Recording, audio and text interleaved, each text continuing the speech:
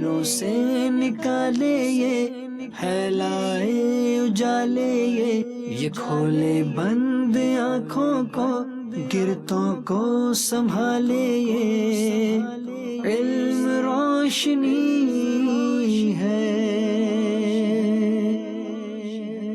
الحمدللہ رب العالمین والصلاة والسلام علی سید المرسلین، اما بعد فاعوذ باللہ من الشیطان الرجیم، بسم اللہ الرحمن الرحیم۔ الصلاة والسلام علیکہ یا رسول اللہ وعلی آلکہ واصحابکہ یا حبیب اللہ، الصلاة والسلام علیکہ یا نبی اللہ وعلی آلکہ واصحابکہ یا نور اللہ۔ فرمان مصطفیٰ صلی اللہ تعالی علیہ وسلم، جس نے مجھ پر 10 مرتبہ درود پاک پڑھا اللہ تعالیٰ اس پر 100 رحمتیں نازل فرماتا ہے۔ صلو علی الحبیب صلی اللہ تعالی علی محمد۔ میٹھے میٹھے اسلامی بھائیوں اور مدنی چینل کے ناظرین، مدنی چینل کا مقبول عام سلسلہ اندھیرے سے اجالے کی طرف۔ For a Muslim knowledge is not an option but it's obligatory۔ ایک مسلمان کے لیے علم حاصل کرنا آپشن نہیں ہے بلکہ لازمی ہے، it's an obligation۔ ہاں، پریورٹی لیول ڈیفرنٹ ہوتے ہیں۔ آپ انجینئر ہیں، ڈاکٹر ہیں، کامرس اسپیشلسٹ ہیں، فائنانس آفیسر ہیں، ٹریڈر ہیں، کچھ بھی ہیں، بنیادی اسلامی معلومات سیکھنا ضروری ہے۔ ہم سب نے اسے حاصل کرنا ہے، اور ویسے بھی فی زمانہ علم دین کی اہمیت بہت بڑھ گئی ہے۔ اس طرح کے اسپیشلائزیشن بڑھتی چلی جا رہی ہے، پروفیشنلزم میں ڈائنامزم آ رہا ہے، تنوع آ رہا ہے۔ We need expert opinion at every step of our life. صحیح شرعی رہنمائی کی قدم قدم پر ہمیں ضرورت ہے، اور اس حوالے سے مدنی چینل ایک بہت بڑی نعمت ہے، اور ہمارا سلسلہ اندھیرے سے اجالے کی طرف اس لحاظ سے یونیک ہے کہ ہمارے ساتھ ہوتے ہیں شیخ الحدیث و تفسیر مفتی قاسم صاحب دامت برکاتہم العالیہ۔ آئیے سلسلہ سٹارٹ کرتے ہیں۔ بہت بڑا ایشو آپ سمجھ لیجئے جو کہ مسلم غیر مسلم دونوں کنٹریز کے اندر پایا جاتا ہے، وہ ہے اسکیپ روٹ، رعایت۔ کنسیشن سے تو ایسا لگتا ہے محبت ہو گئی ہے۔ اگر کسی سپر سٹور کے اندر بھی سیل لگی ہوئی ہو، کسی جوتے کی دکان میں یا کسی جگہ پر کہا جا رہا ہو کہ 2 چیزیں لے تو تیسری فری مل جائے گی، خود بخود رخ اس طرف ہو جاتا ہے، اور ایسا لگتا ہے کہ جیسے وہ شارٹ کٹ ڈھونڈتے ہیں، بلکہ شارٹ کٹ کا بھی شارٹ کٹ ڈھونڈ رہے ہوتے ہیں، اور اس کے لیے مختلف گناہوں میں پڑ جاتے ہیں، جس طرح شراب، سود اور کلیئر کٹ جو ایول ایکشنز ہیں اس کے اندر انسان کھپ جاتا ہے، اور جب انسان کھپ جاتا ہے پھر وہ ڈوبتا ہی چلا جاتا ہے۔ تو ایسا لگ رہا ہے کہ پوری معاشرہ، آنے والی نسل، اس کا یہی حال ہوتا چلا جا رہا ہے، یہاں تک کہ فرائض کے اندر بھی کنسیشن مانگتے ہیں، 5 نمازیں ہیں، دیگر چیزیں ہیں۔ تو یہ جو ٹرینڈ آ گیا ہے اسکیپ روٹ کا، بچ جانے کا، اس بارے میں آپ کیا فرمائیں گے؟ دیکھیں، یہ تو شیطانی چال ہے، اور انسان کی جو لذت نفس اور خواہشات نفس کی پیروی ہے، یہ تو اسی کا نتیجہ ہے۔ بہت ساری عبادات سے دوری یا نیکیوں سے دوری یا احکام خداوندی سے دوری کے پیچھے سبب یہی ہوتا ہے۔ قرآن مجید کی ایک آیت مبارکہ بھی ہے، اللہ تعالیٰ نے پچھلی قوموں کا بیان کیا، اور ان کا بیان کرتے ہوئے جن کے اچھے لوگ گزر گئے، اس کے بعد ان کے جو دوسرے لوگ آئے، ان کے حوالے سے اللہ تعالیٰ نے فرمایا فَخَلَفَ مِن بَعْدِهِمْ خَلْفٌ أَضَاعُوا الصَّلَاةَ وَاتَّبَعُوا الشَّهَوَاتِ۔ فرمایا تو ان کے بعد ایسے ناخلف لوگ آئے کہ جنہوں نے نمازوں کو ضائع کیا اور خواہشات کی پیروی کی۔ تو یہ ہمیشہ سے ہوتا آیا ہے کہ ایک عرصے تک تو لوگ جو حقیقی احکام ہوتے ہیں اس کے اوپر عمل کرتے ہیں، اور اس کے بعد ڈے بائی ڈے وہ لوگ آتے ہیں کہ جن کا رجحان سستی کی طرف، کاہلی کی طرف، خواہشات کی طرف ہوتا ہے، پھر وہ نمازوں کو ضائع کرتے ہیں، خواہشات کی پیروی کرتے ہیں۔ تو یہ بڑی واضح سی چیز ہے۔ اب دیکھیں، جہاں تک کنسیشن کا تعلق ہے، ایک تو ہے اعتقادی اعتبار سے۔ اعتقادی اعتبار سے مطلب یہ ہوا کہ یہ کہنا کہ معاذ اللہ یہ والے احکام ہی ختم ہو جائیں، یہ کہ احکام ہی ختم ہو جائے۔ ایک ہے عملی اعتبار سے کہ احکام تو ختم نہیں ہے، لیکن اپنی طرف سے کچھ اچھے اعمال کو جو ہے وہ ذرا کم کر دیا، اور کچھ جو برائیاں ہیں ان کو اختیار کر لیا، اور ایک مکس سا بنا کے جو ہے وہ زندگی گزارتے رہے۔ دیکھیں، اعتقادی اعتبار سے کہ حقیقتاً ہی احکام شرع میں کوئی کنسیشن آ جائے، ایسا نہیں ہو سکتا۔ کیوں؟ اس لیے کہ اللہ تعالیٰ کا دین ایک مکمل دین ہے، مکمل میں سے کچھ بھی نکالیں گے وہ نامکمل ہی ہوگا۔ تو اللہ تعالیٰ نے جب دین مکمل کر دیا تو اب یہ نہیں ہو سکتا کہ کسی کے اجتہاد سے اور کسی کی سوچ اور کسی کی فکر سے اس دین کے اندر کوئی کمی واقع ہو جائے، یہ نہیں ہو سکتا۔ لیکن پرابلم یہ ہے کہ آج کے زمانے میں ایسے لوگ مل جاتے ہیں جو اسکالر کے نام پہ، جو ریسرچر کے نام پہ، جو نیو تھاٹس کے نام پہ، جو ماڈرن اسلام کے نام پہ، جو ماڈرنائزیشن کے نام پہ، یا جو جدید دنیا کے تقاضوں کے نام پہ، یا جو انلائٹنمنٹ کے نام پہ تو یوں دین کی قطر بیونت کرنے کی کوشش کرتے ہیں، لیکن یہ ایک قسم کی عجیب جہالت ہوتی ہے۔ مجھے ایک واقعہ یاد آیا، کسی واقعے سے مراد ہے کہ کسی نے لکھا ہے، یہ شاید مولانا روم رحمۃ اللہ علیہ نے لکھا ہے، فرماتے ہیں کہ ایک مرتبہ ایک بادشاہ کا جو شاہی باز تھا، عقاب شاہین، وہ محل سے اڑا اور جا کے کسی بڑھیا کی جھونپڑی پہ بیٹھ گیا۔ بڑھیا نے اسے دیکھا تو اس نے اس کو بڑے پیار سے کر کے اپنے پاس کر لیا۔ وہ عقاب بھی تھکا ہوا تھا، وہ بھی آرام سے بیٹھا رہا۔ اس نے اس کو دیکھا، اس نے کہا بڑھیا نے کہا لا حول ولا قوت الا باللہ، کتنے بڑے بڑے ناخن ہیں بیچارے کے۔ اس نے اس کو آرام سے پکڑا، اس کے ناخن کاٹ دیے۔ اس کے بعد کہا دیکھو بال بھی کتنے بڑے ہوئے اس کے، سوبر نہیں لگ رہا، بال بھی اس کے کاٹ دیے۔ اتنی دیر میں جو شاہی ہرکارے تھے وہ بھی بھاگم بھاگ تلاش کر رہے کہ جناب بادشاہ سلامت کا باز جو ہے وہ غائب ہو گیا۔ وہ پہنچے وہاں پر پہنچ گئے، اب دیکھا تو جناب نہ اس کے ناخن ہے اور نہ اس کے پر۔ بڑھیا سے پوچھا یہ کیا ہوا؟ تو اس نے کہا بڑا بدصورت سا لگ رہا تھا، ناخن بھی بڑے ہوئے تھے، بال بھی بڑے ہوئے تھے، تو میں نے ماڈریٹ کر دیا اس کو، ذرا اس کو تھوڑا سا آج کے زمانے کے مطابق کر دیا، تھوڑا سا بیوٹیفل لگے، خوبصورت لگے، اچھا لگے، نگاہوں کو بھلا لگے۔ تو انہوں نے کہا کہ بی بی یہ تو نے اس کو اچھا نہیں کیا، اس کا بیڑا غرق کر دیا ہے۔ تو آج کل یہ سارے بوڑھیائیں مل رہی ہیں نا آج کے زمانے میں، ان کا پرابلم یہی ہے کہ دین اسلام جو اللہ کے رسول صلی اللہ تعالیٰ علیہ وسلم نے پیش فرمایا، جس میں عقائد کا ایک پورا سیٹ ہے، جس کے اندر عبادات کا ایک پورا سیٹ ہے، جس کے اندر حلال و حرام کی تمیز کے احکام ہیں، جس کے اندر معاشرت، اخلاق اور دیانات کا ایک پورا جو ہے وہ ذریعہ ہے، جس کے اندر جس کے اپنے آداب ہیں، جس کا ایک اپنا کلچر ہے، جس کے ایک اپنا لائف سٹائل ہے، وہ سارے کا سارا ہے۔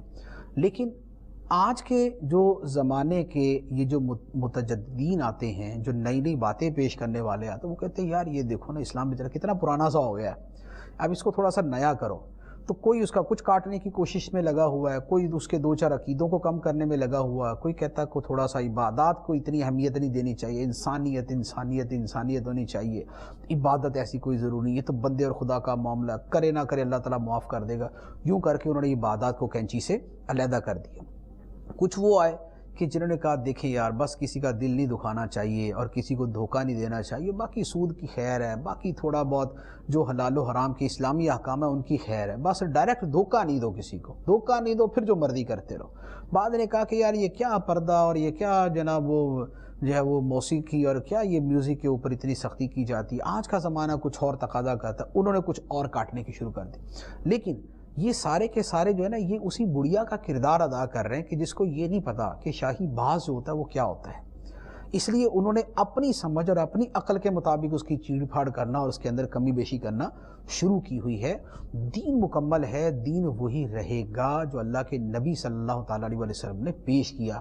اجتہادی معاملات کے اندر اجتہاد ہوگا، لیکن یہ کہا جائے کہ دین کے قطعی مسائل اور مسلمات کے اندر بھی اجتہاد شروع ہو جائے تو پھر یہ نیا دین تو ہو سکتا ہے، یہ وہ دین اسلام نہیں ہو سکتا۔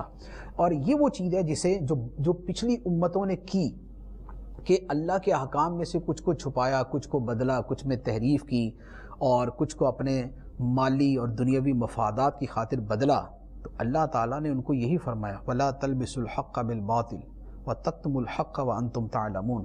حق اور باطل کو مکس نہ کرو اور حق کو چھپاؤ نہیں جان بوجھ کے، اور فرمایا وَلَا تَشْتَرُوا بِآيَاتِي ثَمَنًا قَلِيلًا، میری آیتوں کے بدلے میں تھوڑا سا مال نہ جمع کرو کہ تمہیں عہدہ مل جاتا ہے، تمہیں کوئی منصب مل جاتا ہے، تمہیں کوئی سیٹ مل جاتی ہے، کہیں ممبرشپ مل جاتی ہے، تمہیں کچھ فیسلٹیز دے دی جاتی ہیں، تمہیں کچھ اکوموڈیشن اچھی مل جاتی ہے، تمہارے ذرا دورے وورے ہو جاتے ہیں، تمہیں پیسہ زیادہ مل جاتا ہے، تمہیں بنا سوار کے کہیں بٹھا دیا جاتا ہے، تمہارے نام کے ساتھ اسکالر لگا دیا جاتا ہے، تو تم انہی چکروں کے اندر جو ہے وہ دین کی قطر بیونت کے اندر لگے ہوئے ہو، خدا کی آیتیں بیچنے کے اندر اور دین فروشی کے اندر اور حق و باطل کو ملانے کے اندر لگے ہوئے ہو، یہ نہ کرو۔ اس کی سخت وعید قرآن مجید کے اندر ہی بیان فرمایا ان الذین یکتمون ما انزل اللہ من الکتاب ویشترون به ثمنا قلیلا اولئک ما یأکلون فی بطونہم الا النار ولا یکلمہم اللہ یوم القیامۃ ولا یزکیہم۔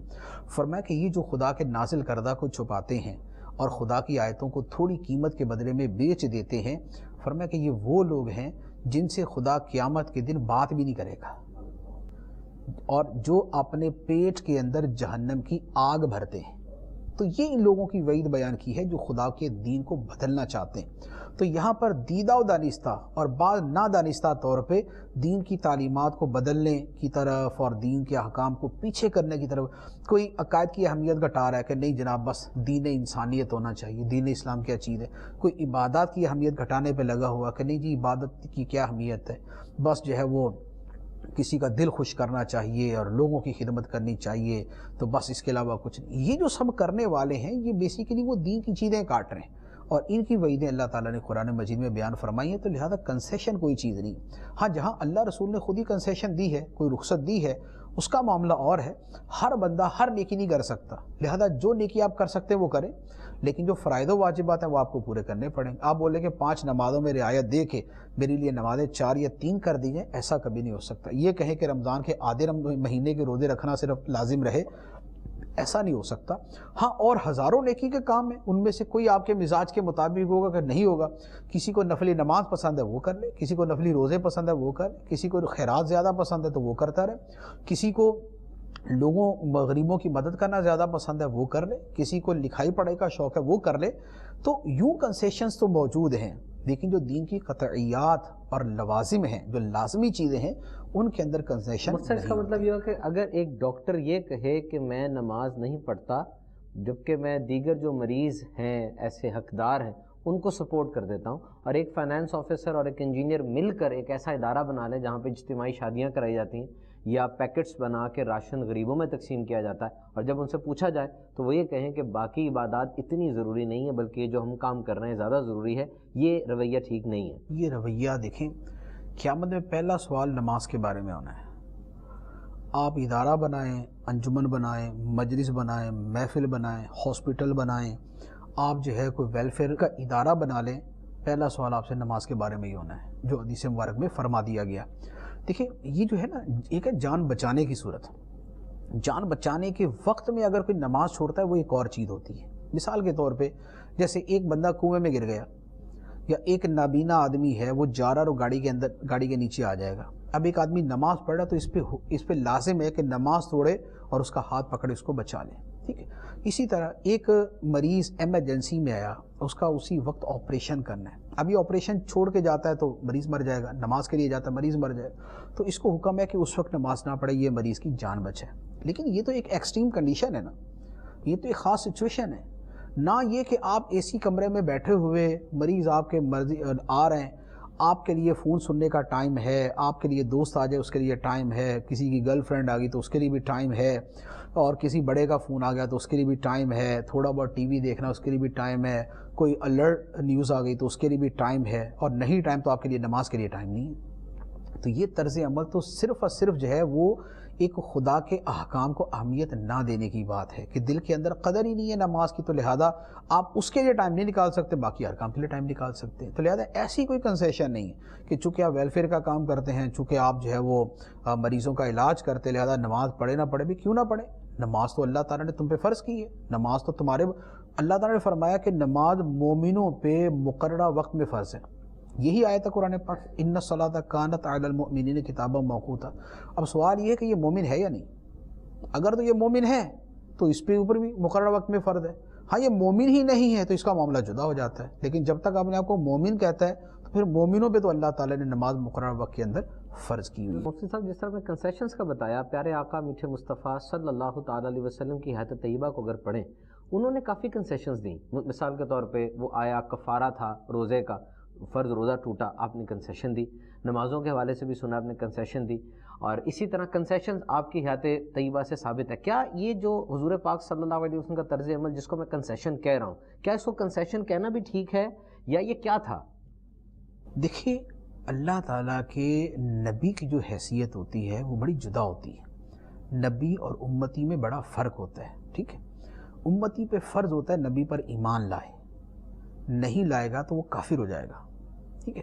لیکن نبی کا جو مقام و مرتبہ ہے، نبی اللہ تعالیٰ کا نمائندہ بن کے آتا ہے، وہ اللہ تعالیٰ کی طرف سے اختیارات لے کے آتا ہے، جو اس کے اختیار ہیں وہ امت کے لیے نہیں ہو سکتے، کچھ خصوصیات ہوتی ہیں، کچھ جو ہے وہ اسپیسیفک چیزیں ہوتی ہیں جو نبی کے ساتھ ہی وابستہ ہوتی ہیں، جو اسی کے ساتھ متعلق ہوتی ہیں۔ مثال کے طور پہ ایک نہیں، اس طرح کی بہت ساری چیزیں ملے گی کہ جن کے اندر نبی کے لیے خصوصیت ہوتی ہے. یہی جو آپ نے مثالیں بیان کی ہیں کہ بعض کے لیے کفارے میں آسانی کر دی، بعض کے لیے ایک شخص کے لیے نماز کے اندر بھی آپ نے آسانی فرمائی.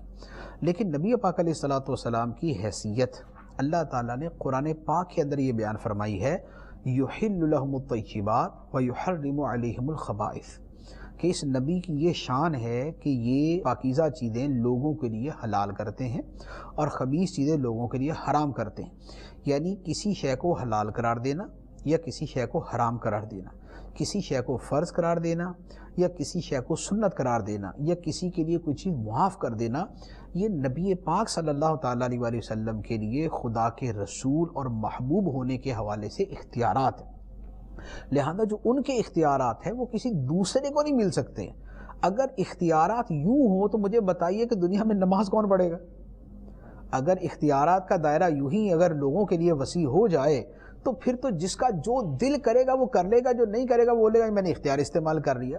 لہذا اللہ تعالیٰ کے نبی کی ذات کے اوپر کسی دوسرے بندے کو قیاس نہیں کیا جا سکتا. نبی پاک علیہ الصلوۃ والسلام اللہ تعالیٰ کی طرف سے شارع ہیں، شریعت دینے والے بھی ہیں، شریعت کے احکام کو لازم کرنے والے بھی ہیں اور شریعت کے احکام کو بنانے والے بھی. نبی پاک علیہ السلام نے حج کا فرمایا کہ حج کرو. ایک صحابی نے کھڑے ہو کے عرض کیا یا رسول اللہ ہر سال؟ فرمایا کہ اگر میں ہاں کہہ دوں تو ہر سال فرض ہو جائے گا. تو یہ کیا ہے؟ یہ نبی پاک علیہ الصلوۃ والسلام کا وہ خاص اختیار ہے جو اللہ تعالیٰ نے آپ کو عطا فرمایا. دوسرا کوئی بندہ یہ نہیں کہہ سکتا کہ جناب میں اپنی مرضی سے کچھ چیزیں منتخب کر کے کچھ چیزوں کو سکپ کر دوں اور ان کی فرضیت کو میں چھوڑ دوں. کوئی دوسرا آدمی فرض کا انکار کرے گا وہ کافر ہو جائے گا. ایک آدمی اگر یہ کہے کہ جناب میں 5 نمازوں کی جگہ 3 فرض مانتا ہوں 2 فرض نہیں مانتا، وہ بندہ دائرہ اسلام سے نکل جائے گا.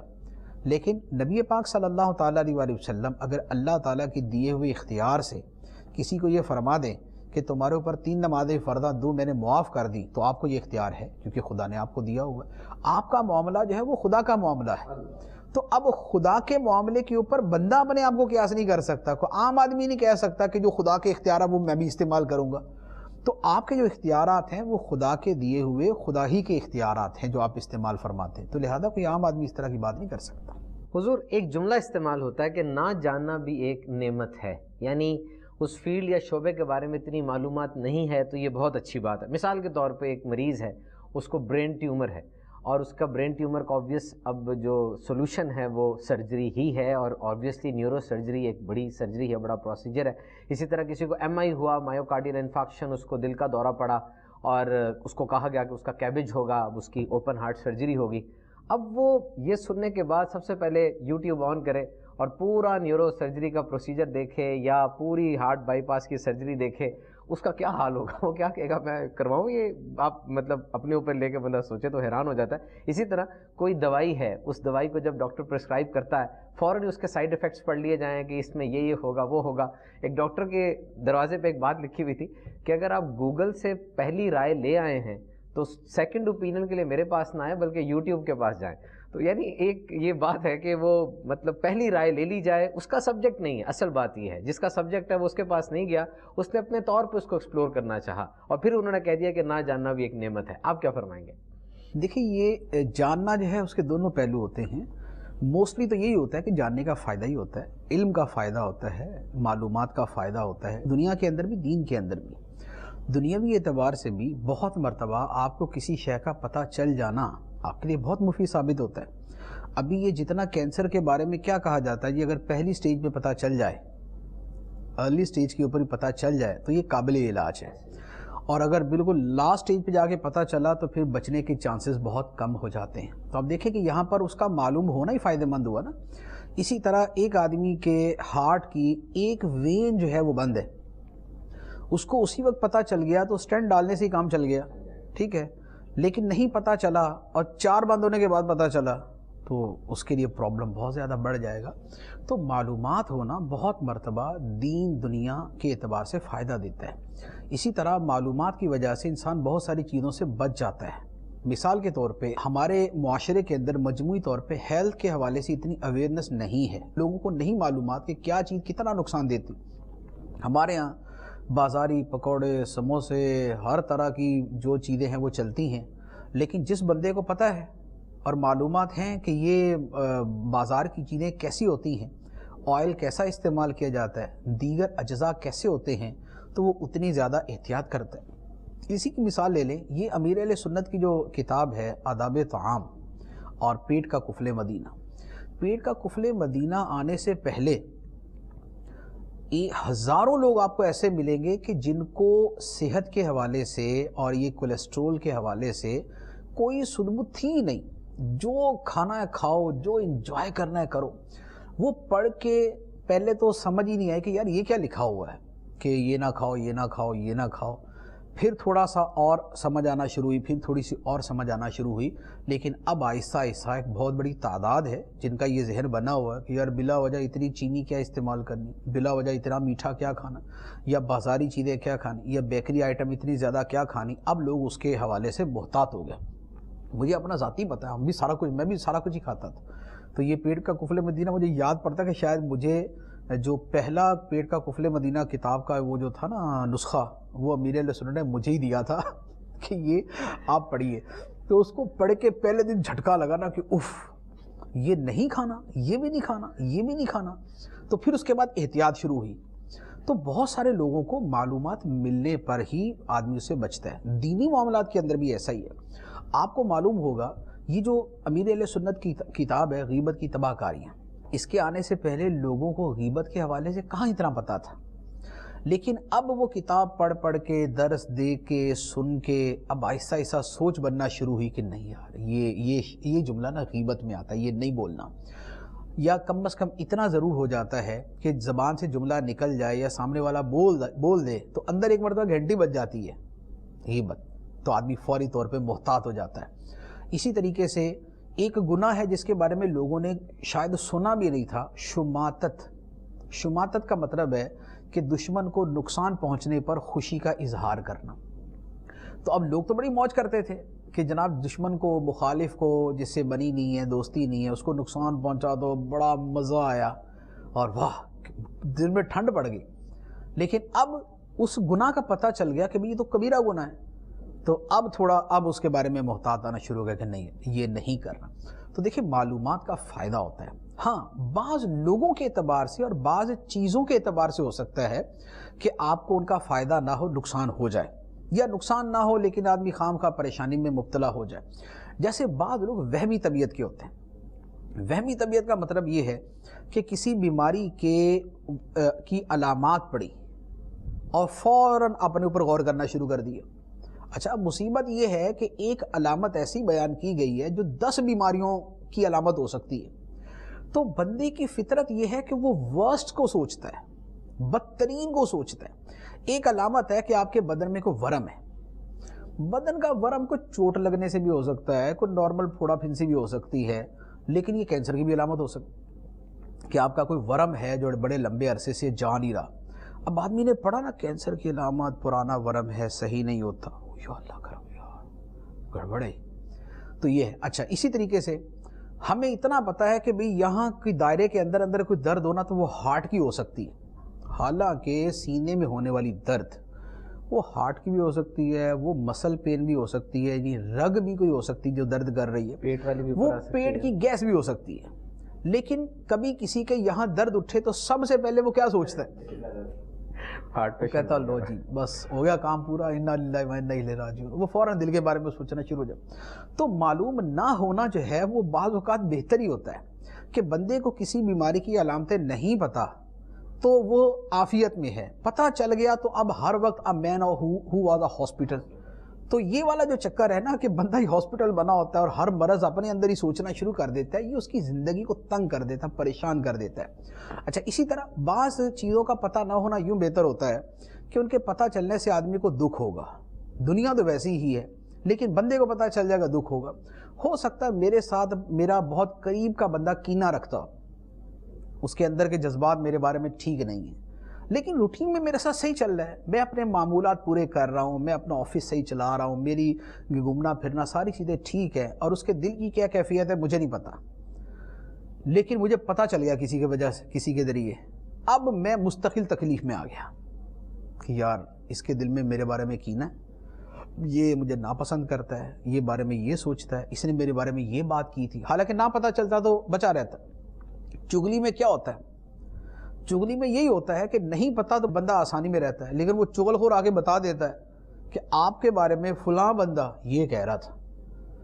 آدمی کا جو ہے نا اس کا خون جوش مارتا ہے، اس کی طبیعت خراب ہو جاتی، میرے بارے میں یہ کہا اس نے، تو کیا بھی نہیں پتہ تھا تو یہ ٹھیک تھا، اس کا پتہ چلنا اس کے لیے عذاب بن گیا۔ اچھا اسی طرح کوئی آدمی کسی سے بے وفائی کر رہا ہے، نہیں پتہ ہوتا تو آدمی ٹھیک رہتا ہے، پتہ چل جاتا ہے تو آدمی کو اس کا جو صدمہ اور دکھ ہوتا ہے وہ پتہ ہے کہ کتنا زیادہ ہوتا ہے۔ اچھا اسی طریقے سے یہ جو آپ نے مثال بیان کی ہے یہ بھی بڑی ایگزیکٹ اس کے اوپر جب وہ امپلیمنٹ ہوتی ہے کہ بیماری اس دوائی کے جو سائیڈ ایفیکٹس ہیں اگر وہ پہلے پڑھ لیے تو اب کیا ہوتا ہے کہ وہ اچھا بیماری دوائی کے یا بیماری کے تو بندہ اس کے بیسک رولز نہیں پڑھا ہوا ہوتا، اب وہ اپنے طور پہ یا اپنی ہی ڈاکٹری چلا کے وہ اپنی صحت خراب کر لیتا ہے۔ اسی لیے یہ جو میں تو بعض اوقات نہیں ہوتا ہے، یہ چھپنا ہی نہیں چاہیے ساتھ، بعض اوقات واقعی نقصان دیتا ہے، آدمی پڑھ لیتا ہے، اب پتہ چلا کہ یا پیناڈول کی بھی اگر پیناڈول جو مشہور ترین اگر وہ ہے نا، اگر اس کے بھی پڑھ لینا اس کا جو پیپر ساتھ ہوتا ہے سائیڈ ایفیکٹ اس کے بھی لکھے ہوں گے، اور جو اس کے سائیڈ ایفیکٹ ہوں گے نا بندہ بولے نہیں بھی پیناڈول بھی نہیں استعمال ہے، حالانکہ وہ شاید دنیا کی سب سے محفوظ ترین دوائی شمار کی جاتی ہے۔ تو یہ کچھ چیزیں کچھ جو اس کے ریلیونٹ افراد ہوتے ہیں نا وہ ان کے لیے ہوتی، سب کے لیے نہیں ہوتی۔ دوائی کے پرچے پہ یا جو اس کی کیا نام ہے بوٹل ہوتی ہے سیرپ کی، اس کے ساتھ جو پرچہ ہوتا ہے نا وہ ڈاکٹر کے لیے ہوتا ہے، مریض کے لیے نہیں ہوتا۔ مریض اگر پڑھے گا وہ پرابلم میں آ جائے گا، اس میں 25 چیزیں لکھی ہوتی، یہ بھی ہو سکتا ہے، یہ بھی ہو سکتا ہے، یہ بھی ہو سکتا ہے، یہ بھی ہو سکتا ہے، یہ بھی ہو سکتا ہے۔ اب وہ بندہ پڑھ کے 4 چیزیں تو اس میں پائی جا رہی ہوتی، اور 4 چیزیں پائی جاتی ہے تو آدمی دوا کے بارے میں مشکوک ہی ہو جاتا ہے کہ یار یہ میڈیسن نہیں مجھے فائدہ دے سکتی۔ اب وہ بھلے واقعی بہت اچھی ہو، لیکن جو انسان کی اندر کی ایک سوچنے کی طاقت ہے نا وہ بہت ساری چیزوں کی تاثیروں کو بدل دیتی ہے، تو اب اس کے اوپر دوائی اثر نہیں کرے گی۔ ڈاکٹر کو پتہ ہوتا ہے کہ بھائی یہ جو سائیڈ ایفیکٹس ہیں یہ کن صورتوں میں ہوتے ہیں، ان کے کچھ اسباب ہوتے ہیں، کچھ رولز ہوتے ہیں، تو ہر جس بندے کی جو فیلڈ ہے اس پر اعتماد کرنے میں عافیت ہے۔ جو خلاصہ کلام ان چیزوں کے اندر ہے نا وہ یہی ہے کہ جس کی جو فیلڈ ہے اگر وہ ایکسپرٹ ہے تو پھر اسی چیز میں اس پر اعتماد کریں۔ اپنی طرف سے آپ چلانے جائیں گے تو نقصان اٹھائیں گے۔ وہ ایکسپرٹ جانتا ہے، ظاہری اعتبار سے وہ بڑی عجیب سی چیز لگ رہی ہو، یار یہ کیا کہہ رہا ہے، لیکن وہ صحیح کہہ رہا ہے۔ ہمیشہ ہماری جیب میں پیسے اگر زیادہ ہونا تو ہمیں ڈاکٹر پسند ہی وہ آتا ہے جو مہنگا ہو، ہمیں دوائی پسند ہی وہ آتی ہے جو مہنگی ہو۔ جبکہ اگر دیانتدار ڈاکٹر ہے تو نہ تو وہ اپنی فیس کے اعتبار سے وہ اس کی ایکسپرٹیز کی فیس سے متعلق ہوتی ہیں اور نہ مہنگی دوائی کے ساتھ متعلق ہوتی ہیں۔ میں ایک مرتبہ گلے کے ڈاکٹر کے پاس گیا، اس نے مجھے وہ 58 کی نا وہ ٹیبلٹ لکھ دی مجھے، یہ 4 روپے والی۔ اچھا میرے گلے کا اتنا پرانا پرابلم تھا، ڈاکٹر کی فیس بہت تھی اس کی، لیکن جو میڈیسن تھی وہ اس نے اس طرح کی لکھ دی، تو میرا آدھا یقین تو وہی ختم ہو گیا نا کہ یار یہ 2 روپے والی دوائی میں کیا فائدہ ہوگا۔ لیکن پھر خود ہی سمجھا کے نہیں یار اگر اس کو 1000 روپیہ فیس دیا تو اس کو صحیح ہوگا کچھ، تو واقعی آرام آ گیا، فائدہ ہو گیا۔ ورنہ وہی کہ 100 روپے کی ایک ٹیبلٹ لکھ کے دیتا تو میرے بھی دل کو تسلی ہو جاتی اور بقیہ بھی سارے مطمئن، 100 روپے کی ٹیبلٹ بس ٹھیک ہے فائدہ ہو جائے گا۔ تو معلومات جو ہے بہت ساری جگہوں پر بلکہ اکثر جگہوں پہ تو فائدہ مند ہوتی ہے۔ بعض کچھ کیسز ہوتے ہیں ان کے اندر معلومات نہ ہونا یہ اسی کے اندر عافیت ہوتی۔ ایک بندہ سویا ہوا، میں نے ایک واقعہ پڑھا کسی شخص کا، اس نے اس سے پوچھا تمہاری زندگی کے حیرت انگیز واقعات کیا ہیں، تو اس نے کہا میرا ایک حیرت انگیز واقعہ یہ ہوا کہ میں ایک مرتبہ رات کو اپنی چارپائی پہ لیٹا ہوا تھا، تو میرے سامنے میری کتابیں رکھی ہوئی تھی ٹیبل کے اوپر، تو رات کو میں نے دیکھا کہ کتابوں کے اوپر جو نا کوئی شو پیس رکھا ہوا ہے، تو میں سو گیا، میں نے توجہ نہیں دی۔ صبح اٹھ کے دیکھا تو وہ جس کو میں کتابوں کے اوپر رکھا ہوا شو پیس سمجھ رہا تھا نا، وہ شو پیس وہ سانپ تھا۔ اب ساری رات کرنے کا میں سویا رہا، مجھے کوئی ٹینشن نہیں، شو پیس ہے، لیکن پتہ چل گیا، اگر پتہ چل جاتا اس کو تو اگلے 5 راتیں نیند نہ آتی۔ تو بہت ساری چیزیں کہ جن کا معلوم ہونا انسان کے لیے نقصان دہ ہے اور اس میں کوئی فائدہ نہیں ہے، ان کی مگر معلومات نہ ہی ہوں تو بہتر ہوتا ہے، لیکن بہرحال اکثر و بیشتر صورتوں کے اندر معلومات ہونا ہی بہتر ہوتا ہے۔ اچھا بعض لوگ اس کو اور بھی ایک جگہ استعمال کرتے ہیں، وہ کیا کہ بعض لوگ شرعی مسئلہ نہیں پوچھتے، وہ کہتے ہیں یار پوچھ کے پھنس جائیں گے، یہ ایک جملہ باقاعدہ بولتے ہیں، یار مسئلہ پوچھا نا پھنس جائیں گے، حالانکہ اگر وہ شرعی مسئلہ اس کے متعلق ہے، اس کے کام کے متعلق ہے، تو اس پہ پوچھنا ہی ضروری ہے۔ یہاں یہ نہیں ہو سکتا کہ میں اس سے جاہل رہوں گا تو میری بچت ہو جائے گی۔ بھائی جاہل رہو گے تو دو گناہ ہوں گے، کہ مسئلہ سیکھنا ضروری تھا نہیں سیکھا، اور دوسرا پھر اس کے مطابق عمل نہیں کیا۔ سیکھ لیتے اور عمل نہ کرتے تو ایک گناہ تو کم از کم ہو جاتا۔ تو یہ بھی بعض لوگوں کا ایک طریقہ ہوتا ہے کہ بھئی وہ پوچھیں گے تو پھنس جائیں گے، تو پوچھیں گے پھنس جائیں کا معاملہ نہیں ہوتا۔ اس طرح کی چیزوں کے اندر جو ہے نا وہ معلومات حاصل کرنی ہی چاہیے۔ ایون کہ یہ ٹیسٹ وغیرہ میں کیا ہوتا ہے، لوگ ٹیسٹ نہیں کرواتے۔ کیوں نہیں کرواتے؟ وہ یہ ہوتا ہے کہ یار ٹیسٹ کروایا نا کوئی بیماری نکل آئے گی۔ ارے بھائی بیماری نکل آئے گی تو فائدہ ہی ہے نا، علاج ہو جائے گا۔ پتہ چلا وہ بیماری اینڈ پہ پہنچی ہوئی ہے۔ ایک آدمی نے ہیپاٹائٹس بی سی کا اگر ٹیسٹ کروا لیا اور اس کو شروع کے اندر ہی پتہ چل گیا کہ یہ بیماری بھی ہے اور اثر انداز بھی ہو رہی ہے، تو اس کا علاج کروا سکتا ہے۔ اور اس کو پتہ ہی اس وقت چلا کہ جب 75% اس کا جگر جو ہے وہ خراب ہو چکا تھا اور اب اس کی صورت ہی نظر نہیں آ رہی، اور اب اس کے بعد بس 2-4 سال ہی ہیں اس کے بعد، تو اس وقت پتہ چلنا بہتر تھا یا پہلے سے پتہ چلنا بہتر تھا؟ لوگ ٹیسٹ کروانے سے بھی اس وجہ سے ڈرتے، اور یہ بہت بڑی تعداد ہے، بہت بڑی تعداد ہے جو ٹیسٹ نہیں کرواتی کہ یار کروائیں گے کوئی بیماری نکل آئے، بیماری نکل آئے گی نا تو پھر ایسی پریشانی خاص طور پہ بزرگوں کے اندر ہی ہوتا ہے۔ حالانکہ ٹیسٹ کروانا چاہیے اور کروانے کے اندر ہی عافیت ہوتی ہے۔ مفتی صاحب یہاں پر ایک چیز میں کوٹ کروں گا مدنی چینل کے ناظرین کے لیے اور آپ کی بارگاہ میں بھی عرض کروں گا، جو بڑے بڑے ہسپتال ہوتے ہیں وہاں کا ڈاکٹر بھی سائیکالوجیکلی بڑا پریپیئر ہوتا ہے۔ اب ایک پیشنٹ آیا، چھوٹی سی بروزز تھی، لیسریشن تھی، چھوٹی سی ایک بس سمجھ لیں چیرا سا آیا ہوا تھا، وہ ڈاکٹر صاحب وہاں نئے آئے تھے، انہوں نے کہا جی چھوٹا سا چیرا آیا، سینی پلاسٹر لگا لو۔ وہ پیشنٹ اتنا زیادہ اس بات سے انفیریٹ ہو گیا کہ وہ مینیجر کے پاس چلا گیا کہ جا کے یہ کیا میرا علاج ہوا ہے۔ دوسرے ڈاکٹر تھے وہ سمجھ آ رہے تھے، آئے آ کے اس کو ایک ساتھ اپنا بلایا، اسسٹنٹ بلا کے پراپرلی اس کی صفائی کروائی، دیکھ کے بتایا اس کو یہ ہوگا، آپ نے یہ احتیاطیں کرنی ہے، پٹی تب اتارنی ہے۔ اب وہ بڑا سیٹسفائی ہوا کہ میری پوری کیئر کی گئی تھی، اور وہ مطلب سائیکالوجیکلی ڈاکٹر کو پتا تھا کہ اس ہسپتال میں کیسے مریض آتے ہیں۔ اچھا مفتی صاحب یہاں پر جو آپ نے ایک بات فرمائی، اب ایک تو یہ لے مین کی بات ہوگی نا، اب جو اسپیشلسٹ ہے اس کے بارے میں کیا ہوگا؟ مثال کے طور پہ ایک مفتی صاحب ہیں، ان کو تو سچویشن کے سارے اینگلز کا پتہ ہے۔ ایک ڈاکٹر ہے، اس کے بھی اسی جگہ درد ہوئی جس طرح آپ نے مثال دی، اب اس کو بھی اس وقت پتہ ہے کہ یہ درد کس وجہ سے ہو سکتی ہے۔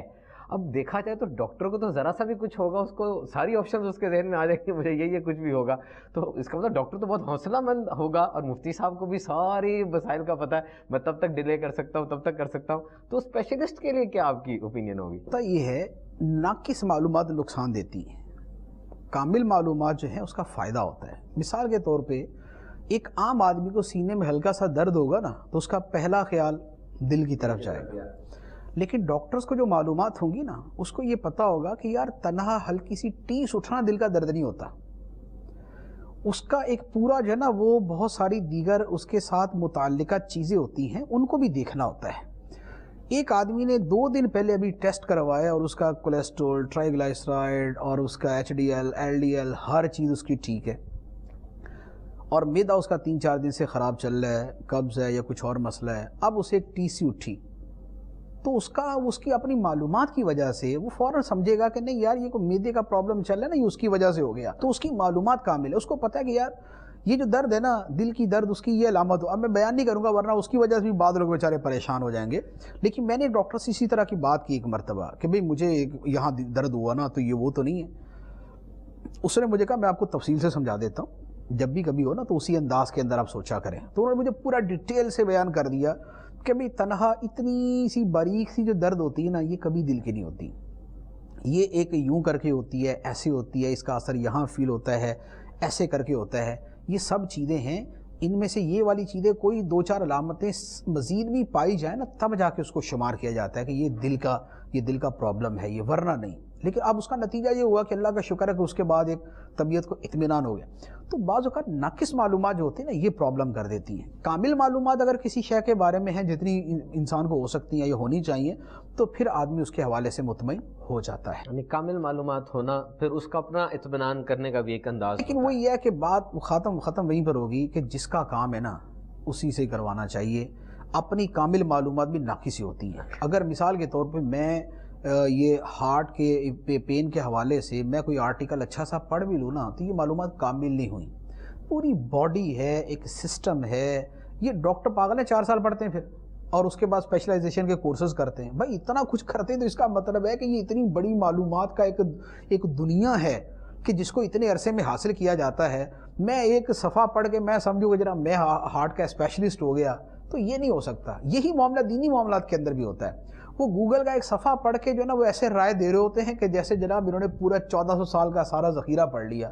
یار گوگل کا ایک صفحہ پڑھ کے بندہ دین کا ایکسپرٹ نہیں بنتا, جیسے گوگل کا ایک صفحہ پڑھ کے بندہ میڈیکل کا ایکسپرٹ نہیں بنتا. مفتی صاحب, زینی آزمائش آڈیشنز کے اندر گردان پوچھی, حاجی عبدالعلی صاحب نے ایک بچے سے گردان پوچھی, 3rd ایئر کا تھا, اس سے جو گردان پڑھ کے سنائی, اور گردان بہت اچھی پڑھی, ہم نے اس کو اسپیشل ریکارڈ کیا.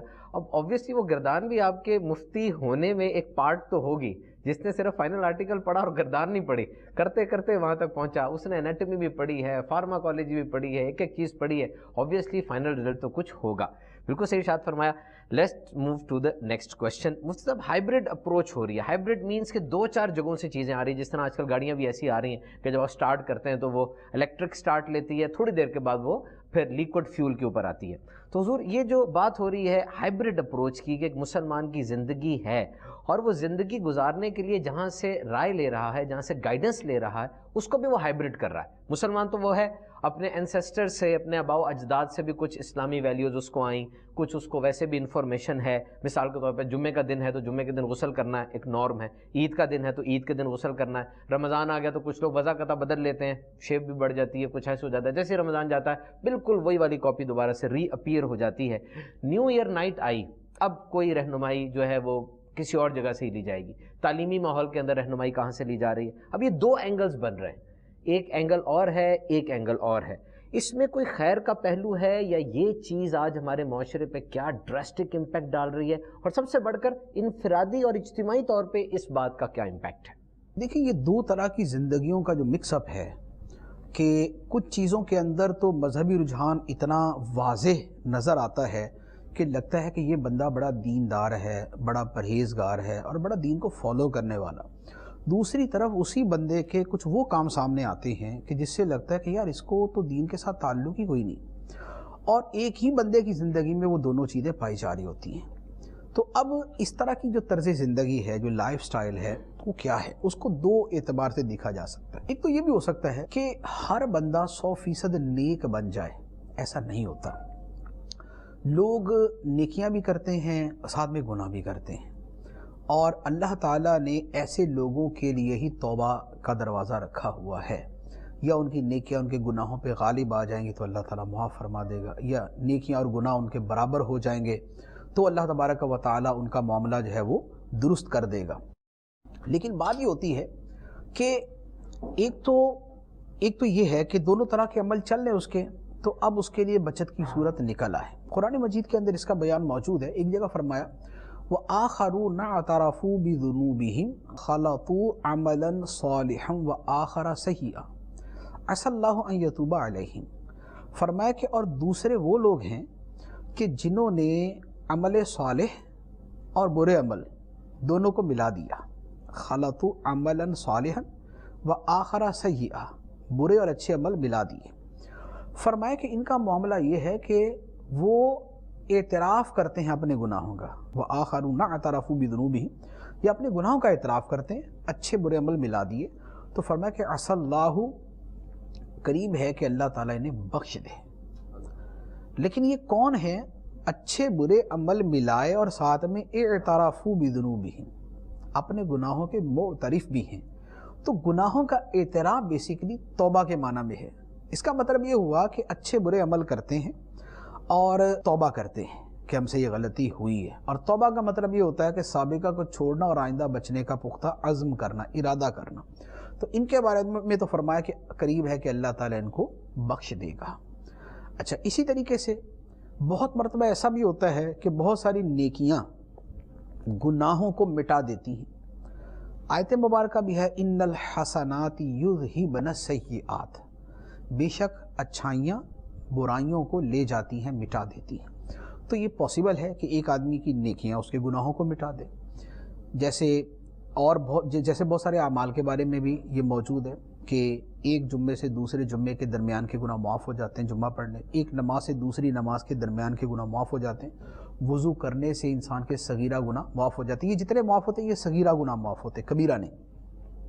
تو ایک اعتبار سے تو جن لوگوں کی زندگی ایسی ہے کہ ایک طرف ان میں مذہبی رنگ, اسلامی رنگ بھی نظر آتا ہے, اور دوسری طرف بالکل ہی الٹرا ماڈرن ٹائپ کی زندگی بھی نظر آ رہی ہے, تو یہ پہلو اس اعتبار سے تو بہرحال بہتر ہے کہ پورے ہی بد ہونے سے تو بہتر ہے کہ کچھ تو اچھے ہیں. ورنہ وہ بھی لوگ تو ہیں نا کہ جنہوں نے عید کی نماز بھی نہیں پڑھی, جو جمعہ بھی نہیں پڑھتے, جنہوں نے کبھی قرآن کو کھول کے دیکھا ہی نہیں ہے, جنہوں نے قرآن پڑھنا سیکھا ہی نہیں, جن کی زندگی میں کبھی ذکر اللہ آیا ہی نہیں, جن کو مذہب دین کے ساتھ کوئی تعلق ہی نہیں ہے, جنہوں نے مسجد میں کبھی قدم ہی نہیں رکھا اور صرف گناہوں میں لگے ہوئے, تو ان کی بنسبت یہ لوگ بہتر ہیں کہ جن کی برائیوں کے ساتھ اچھائیاں بھی ہیں, گناہوں کے ساتھ نیک اعمال بھی ہیں. لہذا ایک پہلو تو اس کا یہ ہے. لیکن دوسرا ایک اور پہلو ہے, وہ یہ ہے کہ ایسے لوگوں کے اندر ایک مینٹیلٹی ہوتی ہے جو پیدا ہو جاتی ہے, اور آج کے زمانے میں تو بہت زیادہ پیدا ہو چکی ہے. وہ یہ ہے کہ انہوں نے اپنے دین کے خود ہی کچھ ٹکڑے کیے ہوئے ہیں کہ میری زندگی کا یہ حصہ تو دین کے ساتھ متعلق ہے, اور اس حصے میں, میری زندگی کے اس حصے میں تو دین کا دخل ہے, یہ جو زندگی کے بقیہ میرے حصے ہیں نا, ان میں دین کا داخلہ بند ہے. یہ جو سوچ ہے یہ بڑی خطرناک ہے. بنی اسرائیل کے اندر ایسا ہی رجحان پیدا ہوا, اور اللہ تعالیٰ نے جو قرآن مجید میں بیان فرمایا تو وہ ہماری نصیحت اور ہماری عبرت کے لیے ہی بیان کیا گیا. وہ کیا تھا کہ بنی اسرائیل کو ایک حکم دیا گیا کہ تم اپنے لوگوں کو اپنے وطن سے باہر نہیں نکالو گے, کہ نکل جاؤ, دیس نکالا جیسے کہتے ہیں نا ایگزائل, تو بینش دیم, کہ اپنے وطن سے نکال دو گے, یہ نہیں کرو گے. تو یہ ان کو منع کیا گیا ایک. دوسرا ان کو حکم دیا گیا کہ اگر تمہاری قوم کا کوئی فرد کسی دشمن کی قید میں چلا جائے تو تم نے اسے فدیہ دے کے چھڑوا لینا ہے. یہ دو حکم تھے. بنی اسرائیل نے یہ کیا کہ اپنے لوگوں کو خود اپنے وطن سے نکال دیا, بہت سارے لوگوں کو نکال دیا, لیکن جب وہ دشمن کی قید میں چلے گئے تو فدیہ دے کے چھڑا بھی لیا. ایک بات مانی ایک بات نہیں, ایک بات مانی اور ایک بات کے برخلاف کیا. تو اللہ تعالیٰ نے قرآن مجید میں ان کے اس طرز عمل کو یوں بیان کیا, فرمایا افتؤمنون ببعض الکتاب وتکفرون ببعض, کیا تم خدا کی کتاب کے کچھ حصے کو مانتے ہو اور کچھ کے ساتھ کفر کرتے ہو, کہ تمہیں جو حکم دیے گئے آدھے کو تم نے مان لیا, آدھے کو چھوڑ دیا, تو کیا تم اللہ کی کتاب کے کچھ حصے پر تو ایمان رکھتے ہو اور کچھ کے ساتھ کفر کرتے ہو. فرمایا فما جزاء من یفعل ذلک منکم الا خزی فی الحیات الدنیا, تم میں جو ایسا کرے تو اس کی جزا سزا اس کے علاوہ اور کیا ہے کہ دنیا کی زندگی کے اندر ذلت و رسوائی اس کا مقدر ہو. تو دیکھیں یہاں پر کیا تھا کہ انہوں نے جو مختلف احکام دیے گئے ان میں کچھ کو تو تسلیم کر لیا, اور کچھ کے خلاف اعلانیہ طور پہ ہو گئے کہ جناب یہ نہیں ہم کریں گے, اور اس کے خلاف چلتے ہیں. اب ہمارے ہاں لوگوں نے دین کے اتنے حصے کیے ہوئے اور افسوسناک حد تک کیے ہوئے. بعض لوگ ایسے ملیں گے کہ جو عبادات کے اندر تو بڑے پابند ہیں, لیکن کاروبار کے اندر کہتے ہیں دین کا داخلہ بند. نمازیں پوری پڑھیں گے, روزے پورے رکھیں گے, ہر سال آخری عشرہ مکے مدینے, عبادات میں اتنے پکے, لیکن کاروبار میں حلال و حرام کا کوئی فرق نہیں کریں گے. بینک سے سود لیا ہوا ہوگا, سود پہ قرض لیا ہوا ہوگا, وہی چلائیں گے. اپنے ملازمین کے جو حقوق ہے وہ نہیں پورے کر رہے ہوں گے. تو انہوں نے اپنا دین عبادت کے اندر بند کر دیا, اتنے حصے کو تو دین کو لے لیا, بقیہ کو چھوڑ دیا. بعض لوگ وہ ہیں کہ جو اپنے عبادات یا کاروبار میں تو ٹھیک ہیں, لیکن اخلاقیات کے اندر دین کے ساتھ کوئی تعلق نہیں. دین جو دوسروں کے حقوق ادا کرنے, دوسروں کو تکلیف نہ دینے, پڑوسیوں کا حق ادا کرنے, رشتہ داروں سے تعلق نہ توڑنے بلکہ جوڑنے کا حکم دیتا ہے, ان کے ساتھ اس کا کوئی تعلق نہیں.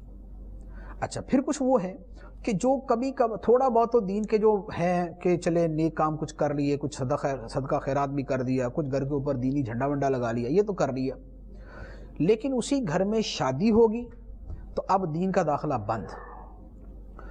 اسی گھر کے اندر جب کوئی اس طرح کا فنکشن آئے گا تو دین کا داخلہ بند. پھر اس میں موسیقی ہوگی, گانے ہوں گے, ناچ ہوگا, بے حیائی ہوگی, بے پردگی ہوگی, اور پھر یہی والی چیزیں چل رہی ہوں گی. نائٹ ہے, ویلنٹائن ڈے ہے, یہ وہ معاملات ہیں کہ جن کے اندر دین سے سوری ٹو ریلیجن, ٹو دین, ٹو اسلام, بس آپ ہمارے ان معاملات میں دخل. یہ جو طرز عمل اور یہ جو مینٹیلٹی ہے یہ بڑی خطرناک ہے, کیونکہ یہ ملتی جلتی ہے اس طرز عمل سے جو بنی اسرائیل نے کیا تھا کہ اللہ کی کتاب کے, اللہ کے دین کے کچھ حصے کو مان لیا اور کچھ کا انکار کر دیا, یعنی عملی طور پہ ان کو چھوڑ دیا. تو ان کو اللہ تعالیٰ نے فرمایا کہ پھر تمہاری سزا کیا ہے سوائے اس کے کہ دنیا کی زندگی میں ذلت و رسوائی تمہارا مقدر ہو اور قیامت کے دن شدید عذاب کی طرف تمہیں پھیرا جائے گا.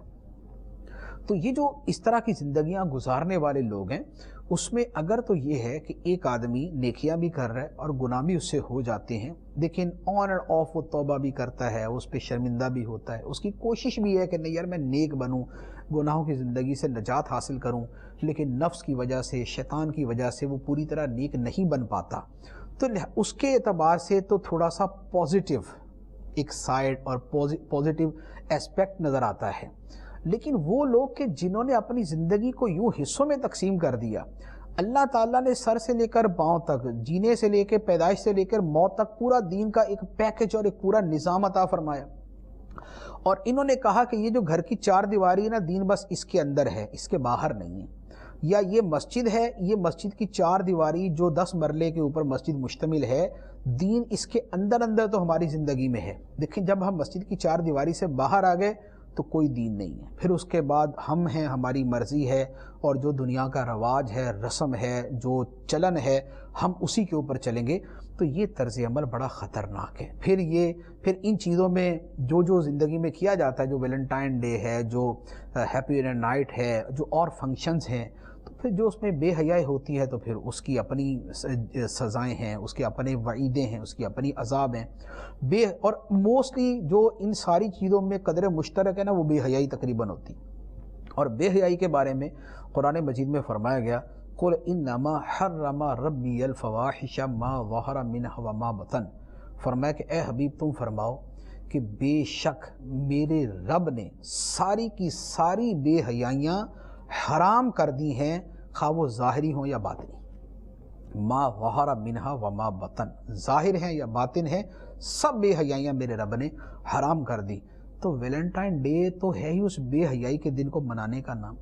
ہیپی نیو ایئر نائٹ جو ہے, اس کا اب جو تصور ہے وہ تو بے حیائی کی صورت ہی اختیار کیے ہوئے ہے, اور بے حیائیاں جو ہے وہ میرے رب نے حرام قرار دی ہے. مفتی صاحب یہاں پر یہ بات کیا کہی جا سکتی ہے کہ each and every aspect of life, micro macro, معاشی, کلچر, سوشل, پولیٹیکل, گھر بار, نیشن, ورلڈ, گلوبل, ایک ایک چیز کی دین اسلام رہنمائی دیتا ہے. یعنی اب ہم نے یہ بات کی, جو آپ نے اتنا اچھا جواب ارشاد فرمایا کہ کچھ کو کر رہے ہیں کچھ کو نہیں کر رہے, تو کیا ہم یہ اوپن چیلنج کر دیں پوری دنیا کو اس فورم سے کہ واقعی ایک ایک چیز آپ کی زندگی کی جو آپ سوچ سکتے ہیں اور جو آپ نہیں بھی سوچ سکتے, دین اسلام اس کی رہنمائی دے رہا ہے. دیکھیں اس جملے کو یوں کر کے کہا جائے, کیونکہ ہوتا یہ ہے جملہ فی نفسی درست ہے, لیکن بعض لوگ اس کا مفہوم پوری طرح سمجھ نہیں پاتے.